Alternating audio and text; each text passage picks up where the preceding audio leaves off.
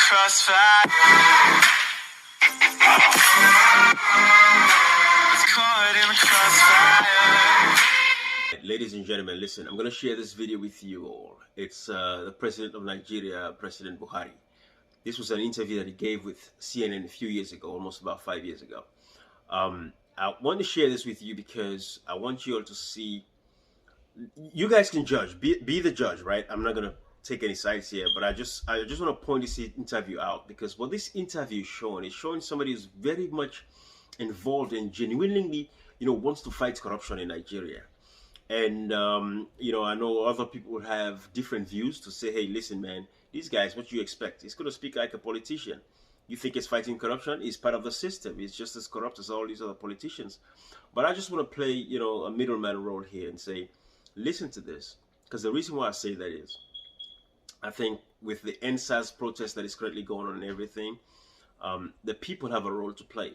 So when people stand up to say they're going to protest and fight against corruption, I think it's time you guys educate the African youth not to get involved in, vandalism, destruction of property and all that stuff.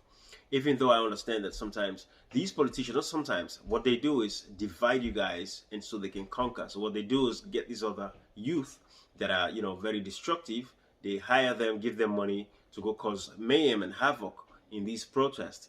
And that way they can use that to judge everybody else and say, you guys are just hoodlums that are trying to vandalize everything. And then whatever you're fighting for dissolves, and that is what is happening to the NSAS in Nigeria, sadly, though.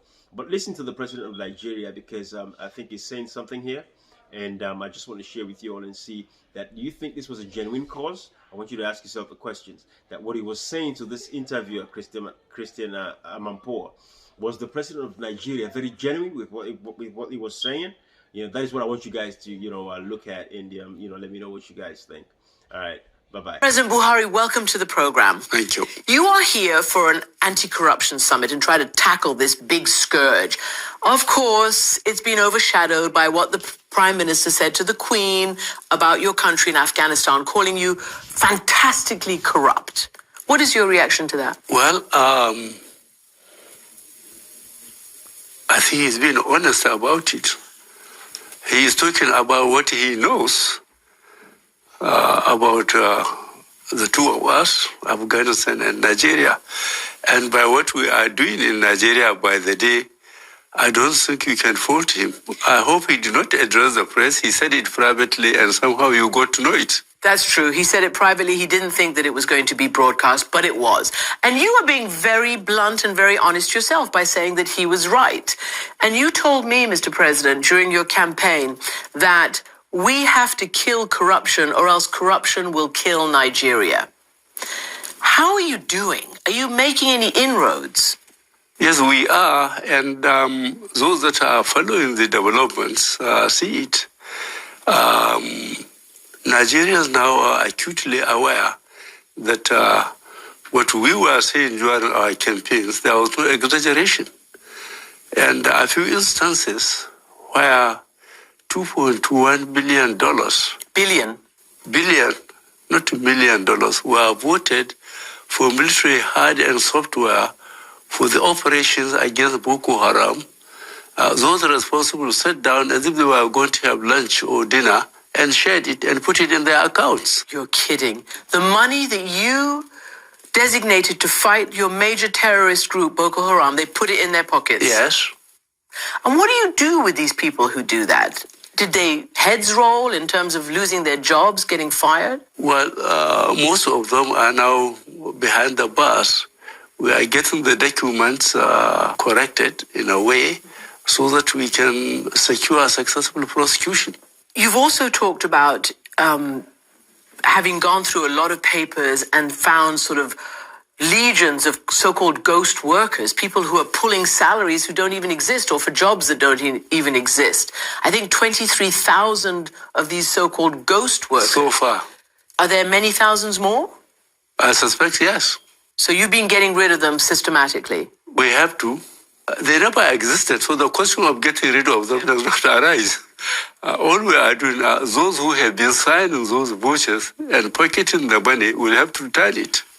It's a question of for how long have they been doing it and for how many.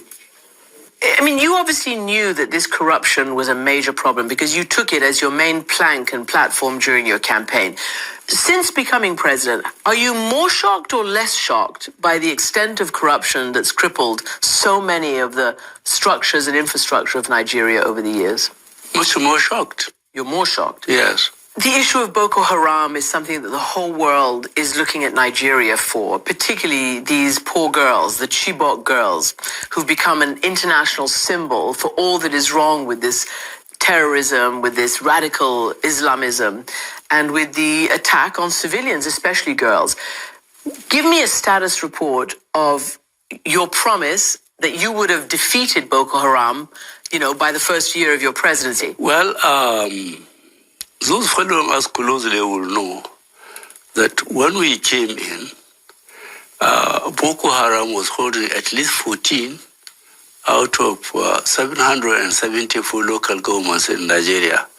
They fixed their flag and called it some sort of republic, caliphate of some sort.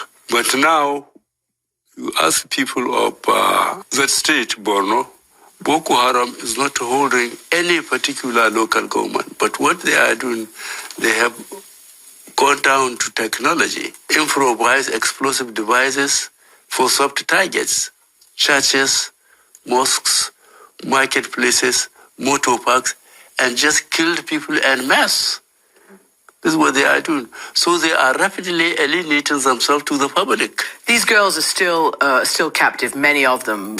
Your government received a proof of life video for about 15 of them earlier this year. CNN, our colleague Nema El-Bagir, who was in Nigeria, got a hold of this video. She was shown it.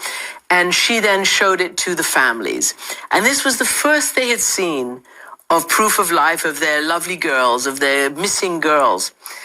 Why did it take our colleague to have to show the families? Why didn't the government share this information with them? I haven't seen that video. But even if I see it, I will be very careful about showing it to the family. There's no point to prudently raise hope of the families if you can't beat them.